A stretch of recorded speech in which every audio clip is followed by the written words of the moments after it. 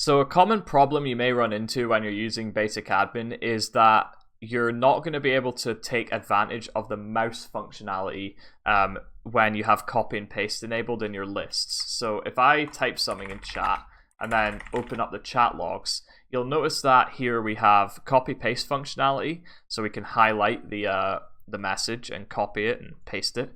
But we also have the mouse label, which is following the mouse when we mouse over this kind of box. This is important because if you have a really long message, you're not going to be able to see the entire thing in the chat logs or any other logging thing in basic admin. So it's helpful to have this label, which will actually show you what the entire message said. The only problem is that if you want to set up the functionality for copy and paste, if you try to use it on a mobile device, or even in the Studio emulator as we're doing here, you're going to see that this functionality does not exist at all on mobile. Now, this is partially due to the complexity of the UI, but also due to basic admin not really being optimized for mobile. Now, in the cafe industry, which is the genre of game which uses this type of admin the most commonly, it's mostly mobile players.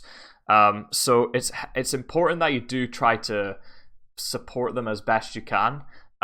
So I've come up with a solution which can kind of bring this functionality back, albeit a little bit more of a kind of dumbed down version of it, but it's still better than what we have, which is nothing at all. So we're going to head into the basic admin client script, and if you don't know where that is, it's under your main module.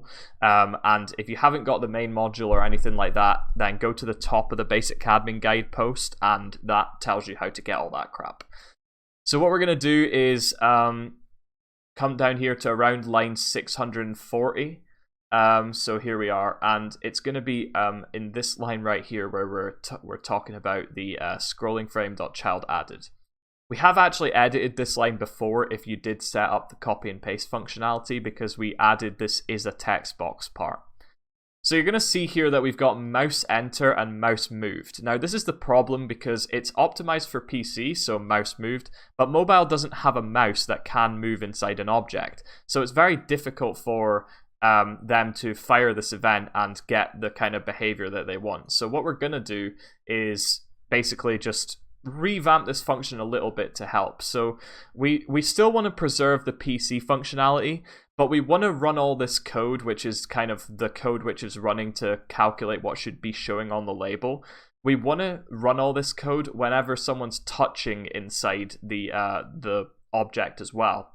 So what we're going to do is kind of refactor this a bit. So I'm going to say local function on mouse move. Now, by the way, this is inside the mouse enter connection. So every time the mouse enters, because this does actually fire on mobile, it's pretty reliable that if you click inside a box, it will fire the mouse entered event. So it's definitely more reliable than mouse moved, as we can see.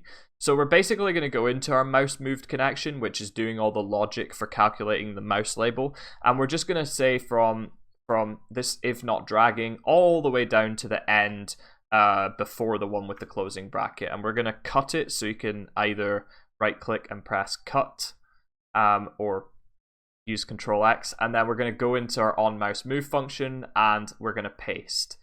So that will paste all that logic inside our function there. Now, realistically, we probably don't want to see this whole code, so we can use the arrow on this line to just close it, and then we don't have to see the whole function.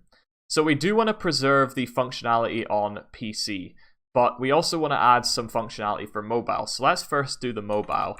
So basically, we're going to check if user input .touch enabled, which means the player has touch, but they don't have a mouse, so and not user input .mouse enabled.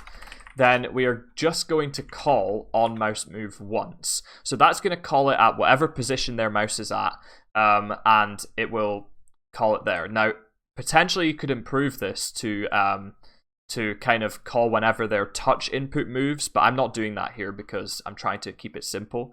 And then if we can just have an else statement, because if they don't have touch enabled or they do have a mouse enabled, then we might as well just follow the mouse.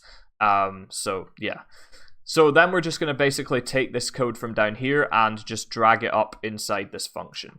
So there's one other thing that we need to do here, and that's just basically where it says mouse moved : connect. We're just going to change that to : connect on mouse move instead of function. So we're just going to put on mouse move in here, just like this.